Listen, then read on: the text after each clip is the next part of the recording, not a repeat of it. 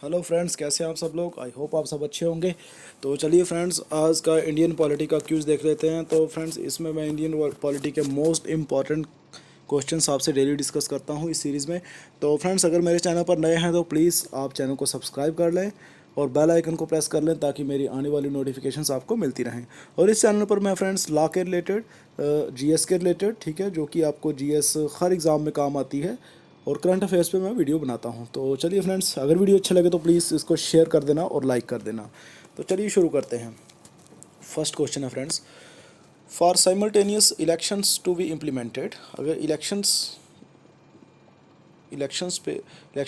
करवानी होती हैं, changes need to be made in which of the following related articles of the constitution.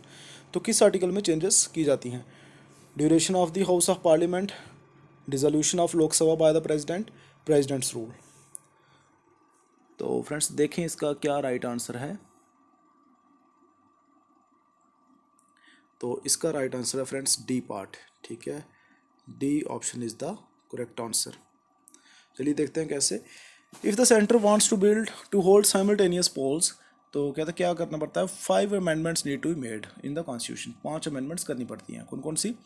First कहता है article 83 में need to be made in the constitution, article 383 which deals with the duration of houses of parliament, ठीक है, we will have to be tweaked along with article 85 dissolution of Lok Sabha by the president, ठीक है, Lok Sabha dissolve करनी पड़ेगी तभी तो नई elections होंगी।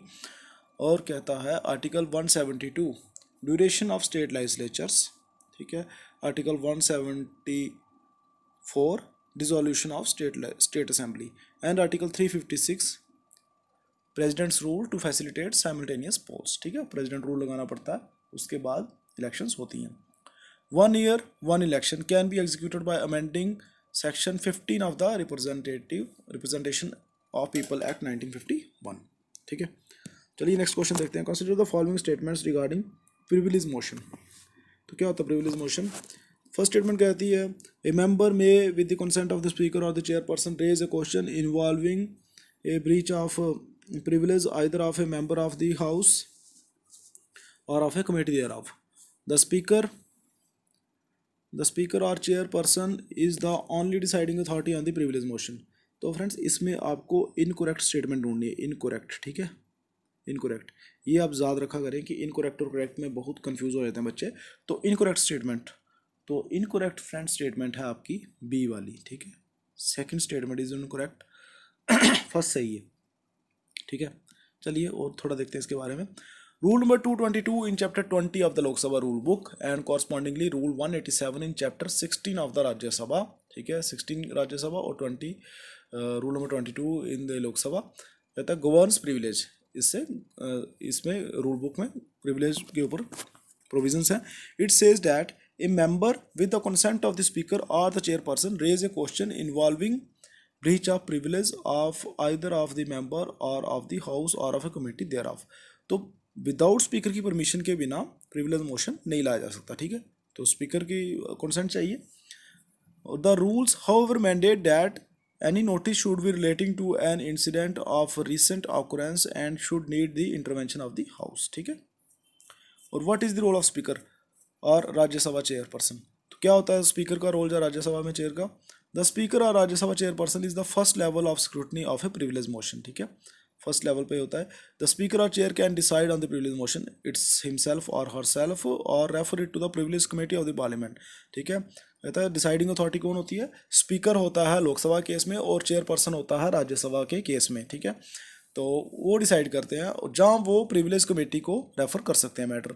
इफ़ द स्पीकर और चेयर गिव्स कंसेंट, अगर वो कंसेंट दे देते हैं under rule 222, the member concern is given an opportunity to make a short statement, ठीक है, तो स्पीकर की कंसेंट चाहिए। चलिए नेक्स्ट क्वेश्चन देखते हैं। Consider the following statements regarding electronically transmitted postal ballot system. क्या है? कहता है ETPBS is developed by Election Commission of India with the help of Center for Development of Advanced Computing. It is a fully secured system having 2 layers of security: service voter and the wife of a service voter who ordinarily resides with him is eligible for ETPBS। तो देखें इसकी right statement. तो friends correct statement इसकी जो है तीनों ही correct हैं, 1 2 3 तीनों स्टेटमेंट करेक्ट हैं, ठीक है।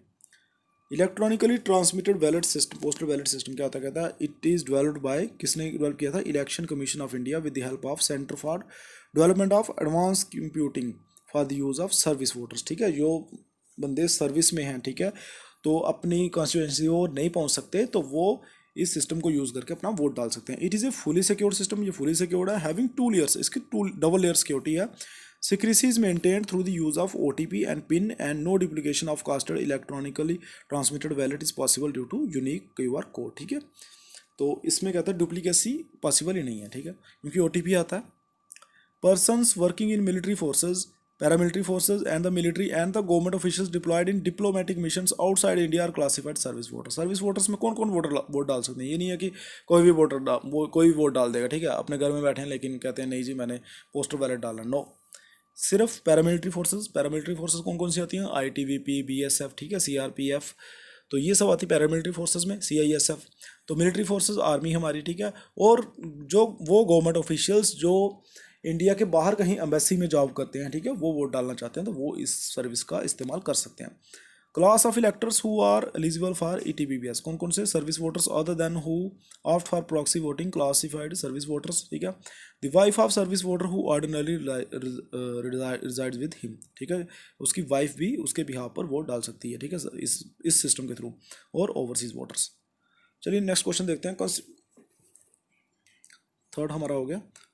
फोर्थ क्वेश्चन देख लेते हैं, which of the following are the functions of parliamentary committees, ठीक है, पार्लियामेंट्री कमेटीज के फंक्शन क्या है। Examine ministerial budgets and consider demands for grants, वो मिनिस्ट्रियल बजट्स को एग्जामिन करते हैं और डिमांड फॉर ग्रांट को। Examine bills refer to by the chairman of Rajya Sabha और the speaker of the Lok Sabha, bills examine करते हैं। Exercise the views of a political party on A proposed bill through the party whip. तो friends इसका जो right answer है it is B part, 1 and 2, ठीक है, 1 2 statement सही है, थर्ड वाली रॉन्ग है, ठीक है। चलिए देखते हैं कैसे। तो पार्लियामेंट्री कमेटीज करती क्या है, ठीक है, सपोर्ट्स पार्लियामेंट्री वर्क, एक तो वो पार्लियामेंट को सपोर्ट करती हैं काम में, ठीक है। एग्जामिन मिनिस्ट्रियल बजट, वो मिनिस्ट्रियल बजट को एग्जामिन करती हैं। कंसीडर डिमांड फॉर ग्रांट्स, ठीक है, डिमांड फॉर ग्रांट्स सही है कि नहीं वो कंसीडर करती हैं। Analyse legislation and scrutinise the government's working, ठीक है, और examine bills refer to by the chairman Rajya Sabha और द स्पीकर लोकसभा, और बिल्स को एग्जामिन करती हैं जो कि उनको रेफर कौन करता है, चेयरमैन राज्यसभा करता है, जहाँ लोकसभा करती है speaker. Consideration of annual reports को कंसिडर करती हैं। Consideration of national basic long term policy documents presented to the house and refer to the committee by the chairman Rajya Sabha और द स्पीकर लोकसभा, ठीक है। आई होप ये क्लियर हो गया होगा आपका। तो चलिए नेक्स्ट क्वेश्चन देख लेते हैं, fifth question. Consider the following statements regarding estimates committee, ठीक है। It's just alternative policies in order to bring about efficiency in administration. It estimates the budget before it is voted by parliament. It cannot question the policy laid down by the parliament. तो कौन सी statement इसमें सही है। तो friends fifth question का जो right answer है date is D part, ठीक है। 1 and 3 स्टेटमेंट इज राइट, ठीक है, सेकंड गलत है। चलिए देखते हैं कैसे। The functions of estimate committee के फंक्शन क्या होते हैं, to report what economies improvements in organisation efficiency and administrative reform consistent with policy underlying the estimates can be effected. तो क्या क्या उसके इफेक्ट हो सकते हैं पॉलिसी के, ठीक है। To suggest alternative policies in order to bring about efficiency and economy in administration, alternative policy suggest कर सकती है, ठीक है, estimate committee. Examine whether the money is well laid out within the limits of the policy implied in the estimates, क्या जो money इसको allocate हुई थी पॉलिसी को, क्या वो सही तरीके से यूज़ हुई है कि नहीं, ये देखती है। To suggest the form in which the estimates are to be presented to parliament, और सजेस्ट करती है कि किस फॉर्म में वो एस्टिमेट्स पार्लियामेंट को प्रेजेंट किए जाएंगे। However the effectiveness of the role of the committee is limited by the following. It examines the budget estimates only after they have been voted by parliament और not before that. तो मतलब जब वो voted हो जाते हैं parliament में budget, उसके बाद वो एग्जामिन करती है। It can not question the policy laid down by the parliament, और कहता है ये क्वेश्चन नहीं कर सकती पॉलिसी को, सजेशन दे सकती है, क्वेश्चन नहीं कर सकती पॉलिसी को। इट रिकमेंड्स इट्स, और इसकी जो रिकमेंडेशंस होती हैं वो एडवाइजरी होती हैं and not binding on the ministries. तो जस्ट बाइंडिंग रिकमेंडेशंस दे सकती है, एडवाइस दे सकती है, ठीक है, पर वो एडवाइस गवर्नमेंट माने या ना माने, मिनिस्ट्री माने या ना माने, it is not binding. It examines every year on certain selected ministries and departments, thus by rotation it would cover all of them over a number of years. तो कहता है हर साल ये कुछ कुछ मिनिस्ट्री को और डिपार्टमेंट्स को एग्जामिन करती रहती है, ताकि जो 5 साल में फिर जो अपने कार्यकाल में बाकियों को पूरे को टर्न बाय टर्न एग्जामिन करती रहती है. It lacks the expert assistance of the CAG which is available to the public accounts committee. तो एक्सपर्ट असिस्टेंट CAG की इनको नहीं अवेलेबल होती. Its work is in the nature of postmortem. तो postmortem जैसा इनका काम होता है, जैसे कि कोई पॉलिसी आई है तो उसको कितना फंड एलोकेट हुआ था, कैसे ये आगे इम्प्लीमेंट होगी, तो या नहीं हुई है, तो ये पूरा उसका पोस्टमार्टम करती है. ठीक है, तो चलिए friends, thank you for watching. Please like share and subscribe the channel. Friends बहुत ही मेहनत लगती है वीडियो बनाने में, तो प्लीज़ आप इसको वीडियो को शेयर कर दें. तो अगर आप शेयर कर देंगे तो मेरा मोटिवेशन बढ़ता है, ताकि मैं और वीडियोस लेके आऊँ आपके लिए. अगर आप किसी टॉपिक पर वीडियो चाहते हैं तो प्लीज़ कमेंट सेक्शन में आप कमेंट्स कर सकते हैं. ठीक है, तो thank you very much friends for watching.